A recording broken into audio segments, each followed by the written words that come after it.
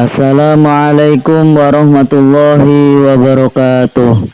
Sahabat Nur Hasanahku yang saya cintai, sebelumnya kami mengucapkan banyak-banyak terima kasih karena saudara sudah kembali ke channel YouTube kami. Kali ini saya akan membahas tentang para murid Sunan Kalijaga yang menyebarkan Islam di tanah Jawa. Siapakah saja mereka? Dan benarkah mereka memiliki keistimewaan masing-masing seperti halnya Sunan Kalijaga? Untuk mengetahui kisah dan jawabannya, simak video kami sampai akhir. Sunan Kalijaga merupakan salah satu dari 9 ulama atau yang kita kenal sebagai Wali Songo yang telah berhasil menyebarkan agama Islam di tanah Jawa. Selama berdakwah ke berbagai daerah di Pulau Jawa, tentu Sunan Kalijaga melakukannya tidak seorang diri. Sunan Kalijaga memiliki beberapa murid yang berperan penting untuk membantunya, serta memberi ajaran ilmu keislaman kepada masyarakat pada waktu itu.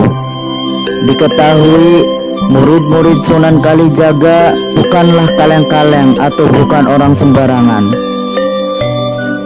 Kebanyakan dari mereka adalah keturunan darah biru, bahkan juga terkenal sakti mandraguna.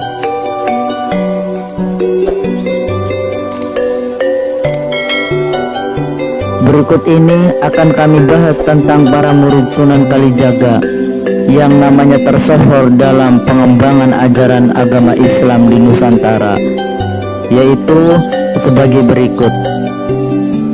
Murid Sunan Kalijaga yang pertama yaitu bernama Joko Tingkir. Raden Mas Karebet atau sering dikenal Joko Tingkir merupakan murid Sunan Kalijaga yang juga seorang ningrat. Joko Tingkir merupakan putra dari Ki Ageng Pengging. Sepeninggalan ayahnya, dia diasuh Nyi Ageng Tingkir. Sejak saat itu namanya diganti, yang semula Raden Mas Karebet menjadi Joko Tingkir. Selama berguru pada Sunan Kalijaga, ia juga menjadi abdi bagi Kesultanan Demak.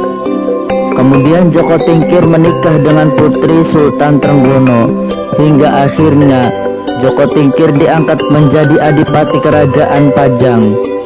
Konon Joko Tingkir dikenal memiliki kesaktian lewat pusaka sakti bernama Bajul Giling, yang dipercaya kemampuannya pusaka itu sangat sakti.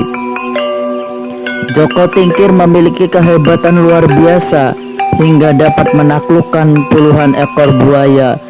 Berkat sepak terjang Joko Tingkir juga dalam memerintah kerajaan, dirinya diangkat menjadi Sultan Kerajaan Pajang dan diberi gelar Sultan Hadiwijaya. Murid Sunan Kalijaga yang selanjutnya adalah Ki Ageng Pemanahan. Ki Ageng Pemanahan adalah cucu dari Ki Ageng Selo yang masih memiliki garis keturunan Majapahit. Dia juga berperan penting dalam pendirian Kerajaan Pajang. Sebagai rasa terima kasih, Ki Ageng Pemanahan diberikan hadiah sebuah tanah perdikan di Alas Mentaok. Ia kemudian membawa di wilayah tersebut dan mendirikan Kerajaan Mataram. Ki Ageng Pemanahan kemudian bertemu dengan Sunan Kalijaga. Setelah pertemuannya dengan Sunan Kalijaga, Ki Ageng Pemanahan memperdalam keilmuan agama Islamnya. Ki Ageng Pemanahan dikenal sebagai seorang yang sakti. Ia pernah bertempur melawan Ki Arya Penangsang, seorang raja dari kerajaan Demak yang tak pernah kalah di medan perang. Ki Ageng Pemanahan menggunakan pusaka yang bernama Kiai Pleret. Seketika nyawa Arya Penangsang berhasil ditumpas olehnya. Murid Sunan Kalijaga selanjutnya yang tersohor adalah Ki Ageng Giring. Menurut kisah, Ki Ageng Giring dan Ki Ageng Pemanahan sama-sama menerima amanat sebagai penerus raja-raja Jawa berikutnya. Mereka berdua sama-sama keturunan Raja Brawijaya dari kerajaan Majapahit. Namun lelaki wangsit tersebut akhirnya jatuh kepada Ki Ageng Pemanahan. Meski begitu, Ki Ageng Giring tidak terlalu mempersoalkan perihal tahta kerajaan. Ia bersama Sunan Kalijaga kembali melanjutkan dakwahnya menyebarkan agama Islam di Pulau Jawa. Murid Sunan Kalijaga yang tersohor selanjutnya adalah Sunan Tembayat atau Sunan Mangkubumi. Sunan Bayan atau dengan nama lain Pangeran Mangkubumi atau Sesuhunan Tembayan atau dikenal Sunan Pandanaran II atau Wahyu Hidayat. Beliau tokoh penyebar agama Islam di Jawa yang disebut-sebut dalam sebuah babad serta cerita-cerita lisan. Tokoh ini terkait dengan kota Semarang dan juga awal penyebaran agama Islam di Jawa. Meskipun secara tradisional tidak termasuk sebagai wali songo, makamnya terletak di sebuah perbukitan di Gunung Jabal Kat di wilayah Kecamatan Bayat, Klaten, Jawa Tengah, dan masih ramai diziarahi orang sampai sekarang. Dikisahkan dari sanalah beliau bermula menyebarkan Islam di masyarakat wilayah Mataram. Tokoh ini dianggap hidup pada masa Kesultanan Demak, yakni pada abad ke-16. Terdapat 4 versi mengenai asal-usulnya. Namun, semua sepakat bahwa beliau adalah putra dari Ki Ageng Pandanarang, Bupati pertama Kota Semarang. Sepeninggalan Ki Ageng Pandanarang, putranya Pangeran Mangkubumi menggantikannya sebagai Bupati Semarang yang kedua.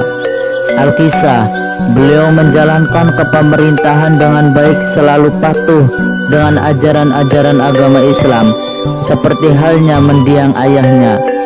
Namun lama-kelamaan terjadilah perubahan beliau yang dulunya sangat baik itu menjadi semakin pudar. Tugas-tugas pemerintahan sering pula dilalaikan. Begitu pula mengenai pondok-pondok pesantren dan tempat-tempat ibadah lainnya.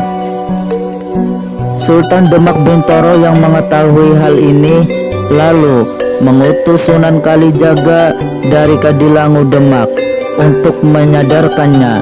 Terdapat variasi cerita menurut beberapa babad tentang bagaimana Sunan Kalijaga menyadarkan sang bupati. Namun pada akhirnya sang bupati menyadari kelalaiannya dan memutuskan untuk mengundurkan diri dari jabatan duniawi serta menyerahkan kekuasaan pemerintahan Semarang kepada adiknya. Pangeran Mangkubumi kemudian berpindah ke selatan. Ada yang mengatakan karena diperintah oleh Sultan Demak Bintoro ataupun atas kemauan sendiri, sebab sumber-sumber saling berbeda versi.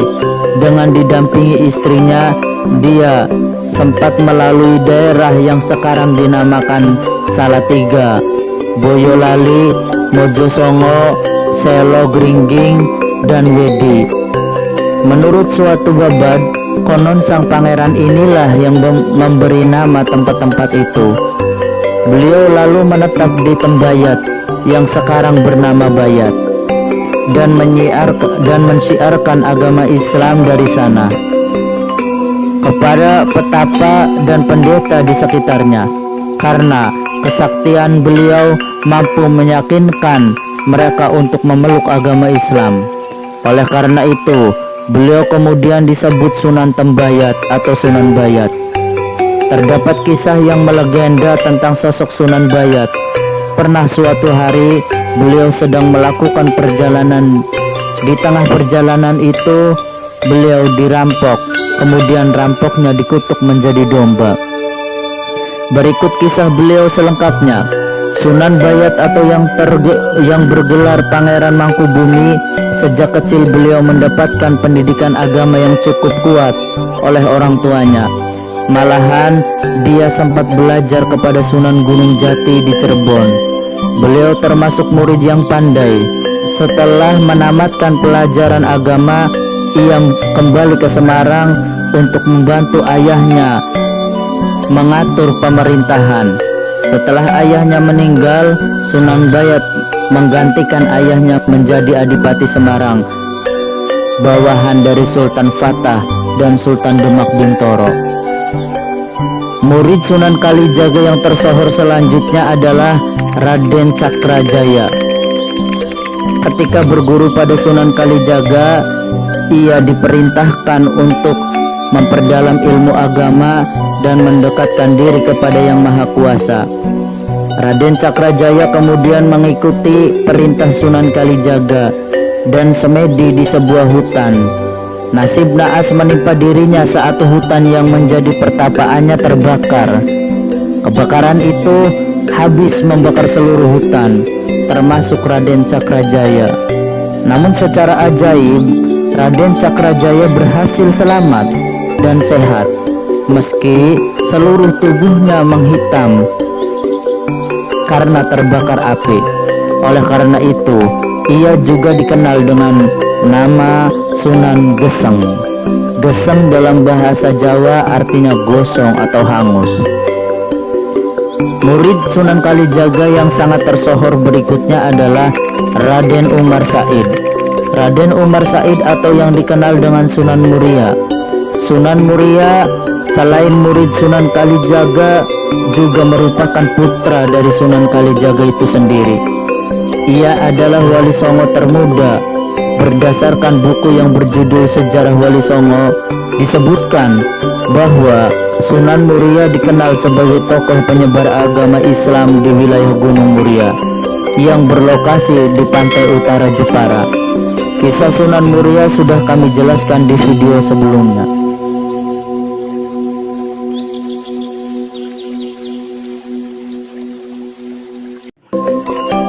Murid Sunan Kalijaga yang tersohor selanjutnya yaitu Raden Syarifuddin. Raden Syarifuddin atau Saridin adalah putra dari Sunan Muria atau cucunya Sunan Kalijaga itu sendiri. Ia juga dikenal dengan sebutan Syekh Jangkung. Ia merupakan seorang pemuka agama yang berkarisma dan memiliki ilmu tasawuf. Pemberian nama Syekh Jangkung diucapkan sendiri oleh kakeknya sekaligus gurunya sendiri yaitu Sunan Kalijaga.